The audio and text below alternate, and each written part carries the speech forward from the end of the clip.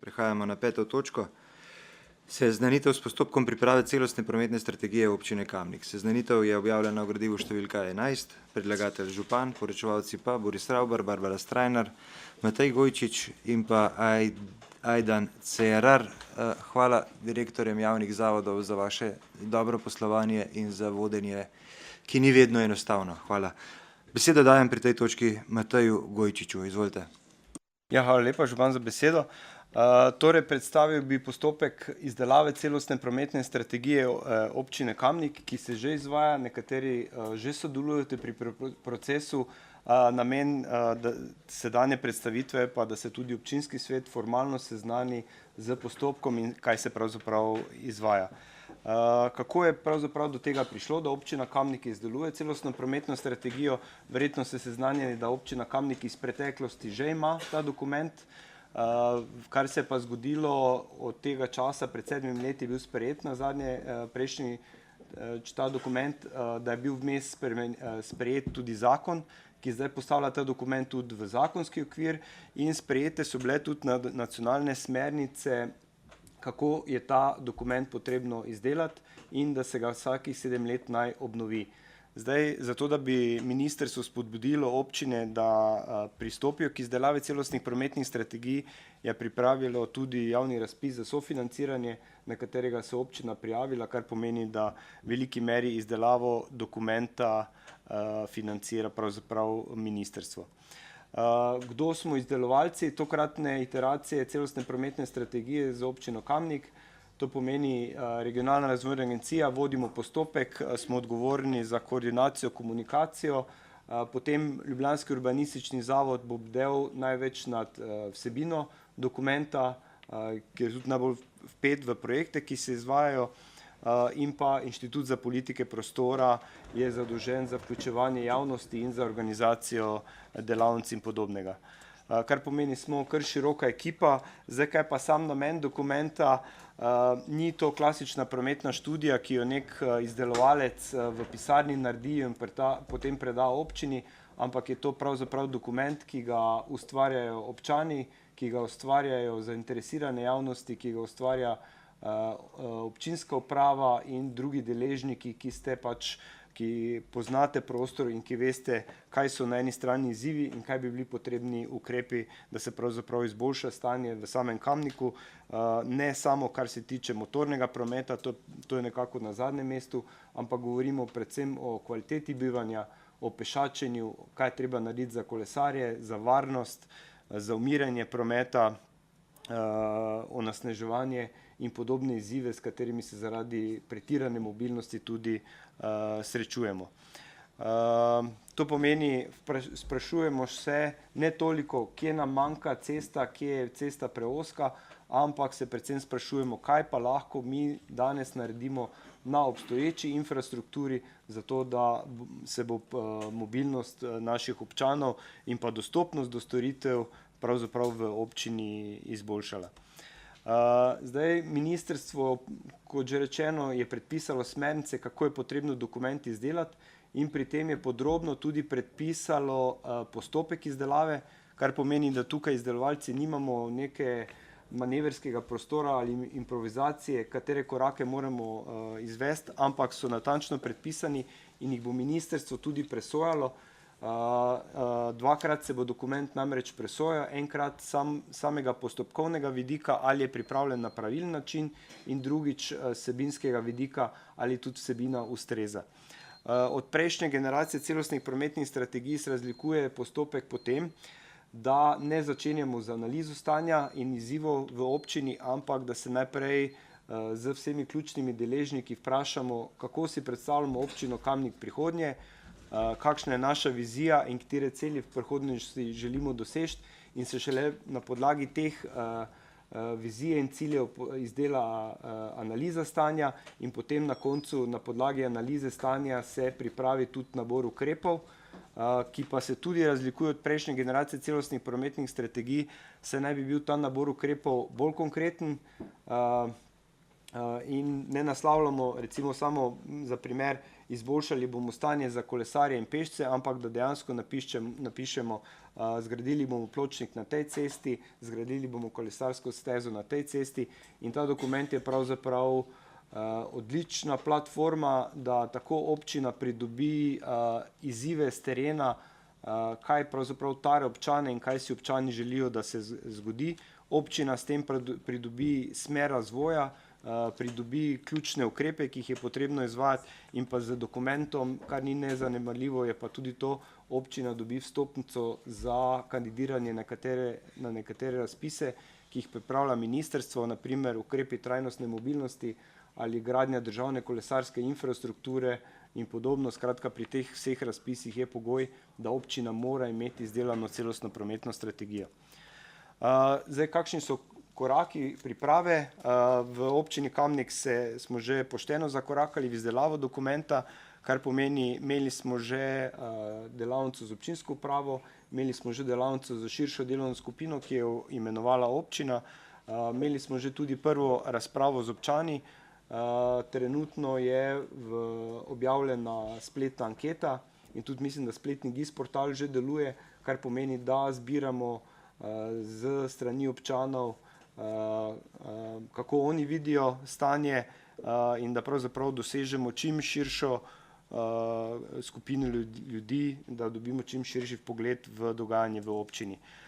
Potem preko poletja načrtujemo mi na podlagi teh izzivov, ki bomo zdaj identificirali skupaj z občani, pripravi tudi analizo stanja in da se potem v jesenskem času lahko že posvetimo pripravi nabora ukrepov, ki je glavni del dokumenta in cilj je, da se potem nekje v začetku prihodnjega leta ta dokument tudi sprejme na občinskem svetu.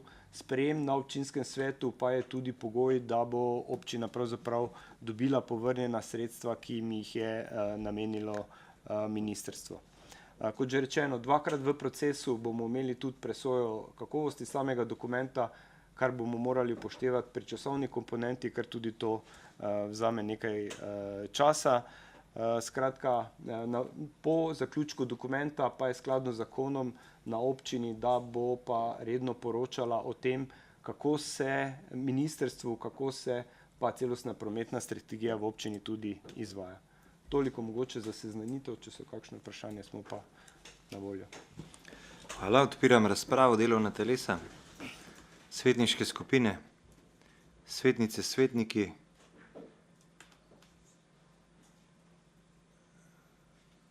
Besedo ima Ivan Kavčakar. Še enkrat hvala za besedo. Moram priznati, da je način, kot se sedaj dela ta občinska celostna prometna strategija, dober. Izkušnja je pozitivna, kar nekaj nas, ki tule sedimo, smo sodelovali v teh delavnicah, tako da pohvale. Potem pa še eno vprašanje. Rečeno je bilo, da je spletna anketa objavljena. Zdaj ne vem, če je možno povedati naslov, lahko sem pa spregledala. Ponavadi se take pomembne stvari tudi v teh tedenskih občinskih novicah pojavljajo tako, da zasledimo. Jaz žal še nisem zasledila, tako da lahko pa, da sem spregledala. Tako da, ker želim potem tudi poslati naprej na naslove v krajevni skupnosti oziroma opozoriti, da bo čim več ljudi odreagiralo. Hvala lepa. Hvala, beseda ima Natalija Berlec. Ja, lep pozdrav, hvala lepa še enkrat. Jaz se pridružujem mnenju gospe Učakarjeve, kje je to, oziroma vem, da smo to danes vsaj mi svetniki prejeli na svoje maile. Me pa samo zanima rok. Mislim, da ni bil nikjer naveden. To bi bilo zelo dobro. Hvala lepa. Hvala, beseda ima Aleš Lipičnik. Hvala. Glejte, tule je par, vsaj zame, par neznank. Prvič, tole po moje, ne spomnim se prav dobro, ampak po moje tretja strategija urejanja prometa v občini, pa sem en mandat vmes manjkal, tako da spravi, da pogostnost sprejemanja novih strategij je relativno velika. Spremembe, ki jih pa lahko vidimo, pa ne tako zelo, ampak pustimo to. Smernice, se pravi, gospod je ves čas govoril o smernicah in hkrati je bilo zapisano, da ne gre za običajno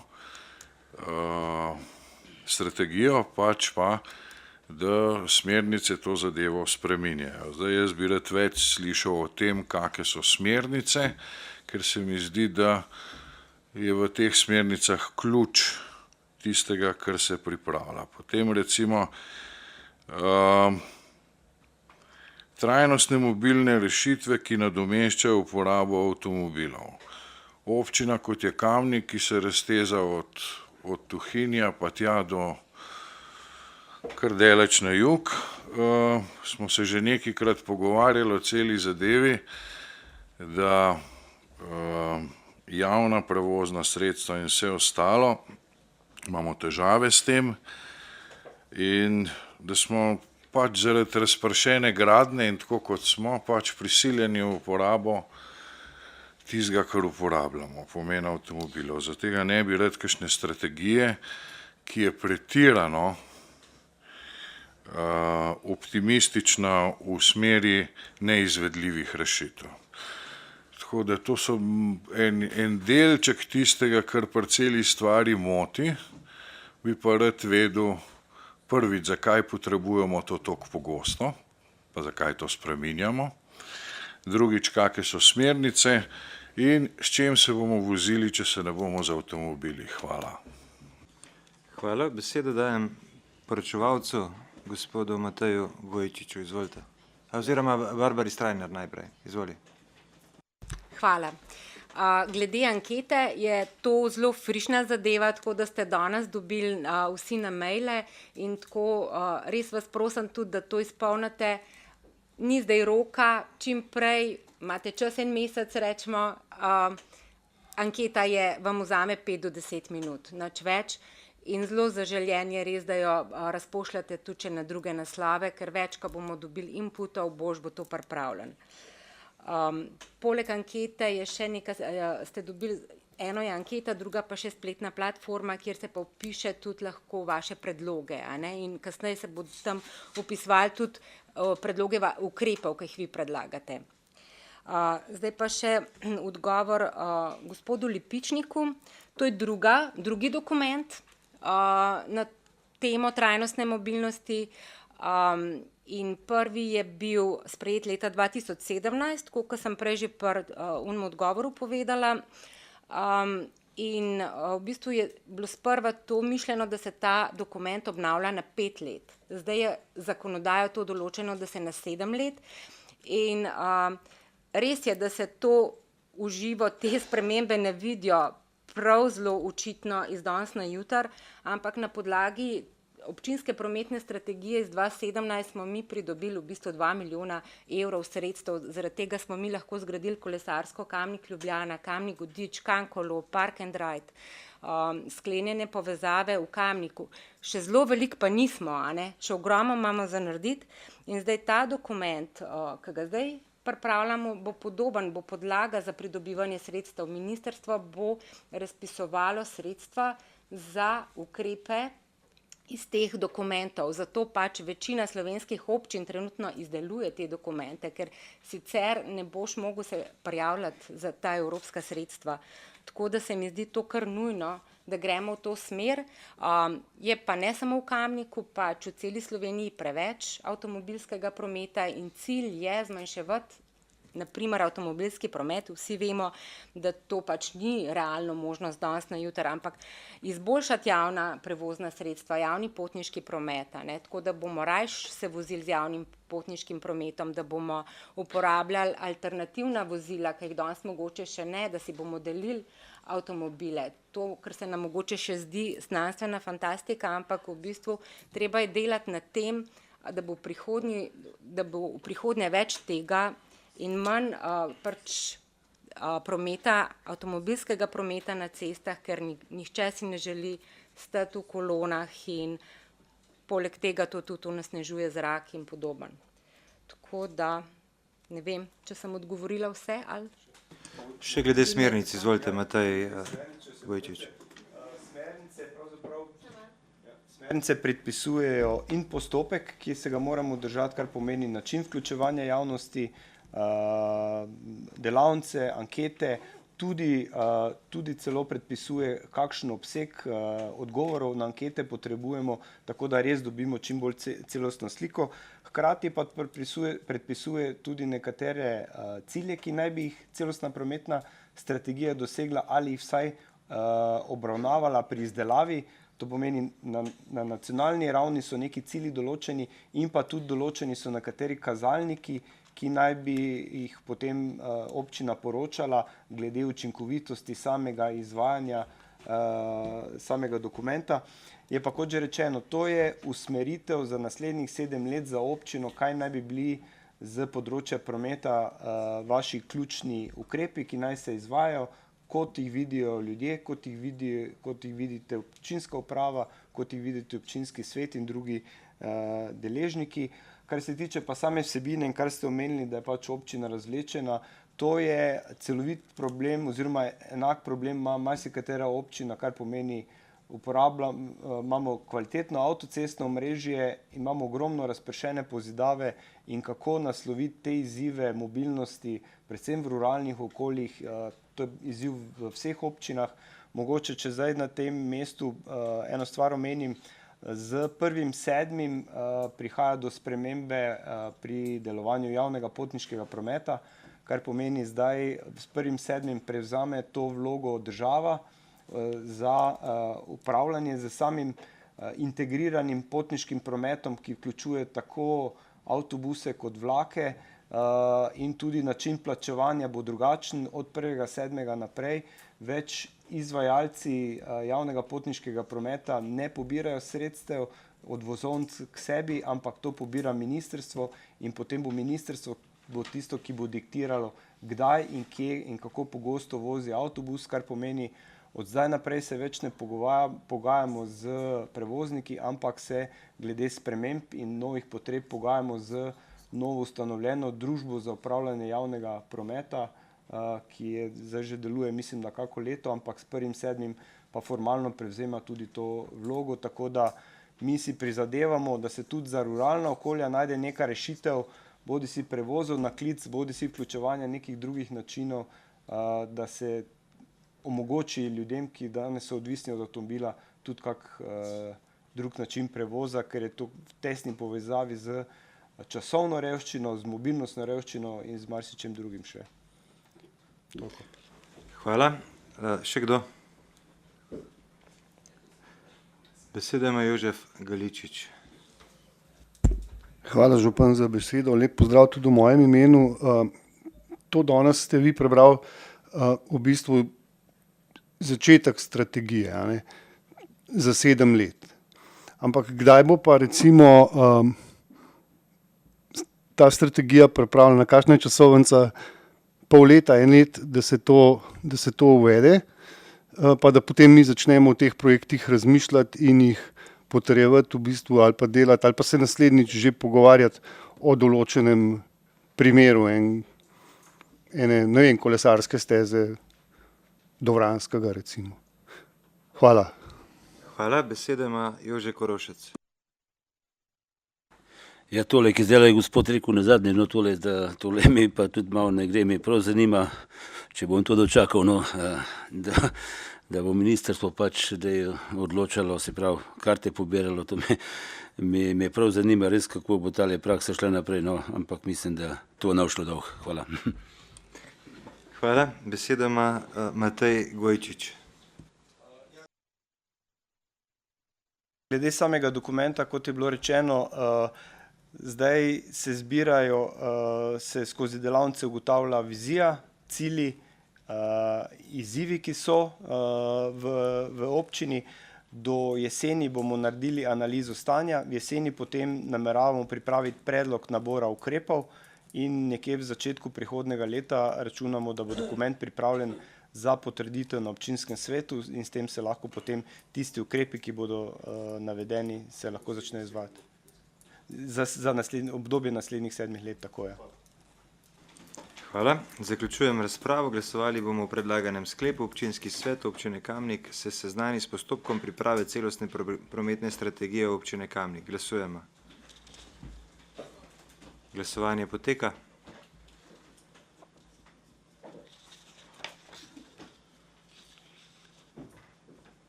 Zaključujem glasovanje. Za je glasovalo 25 svetnic in svetnikov, proti nihče. Ugotavljam, da je sklep sprejet in točka zaključena.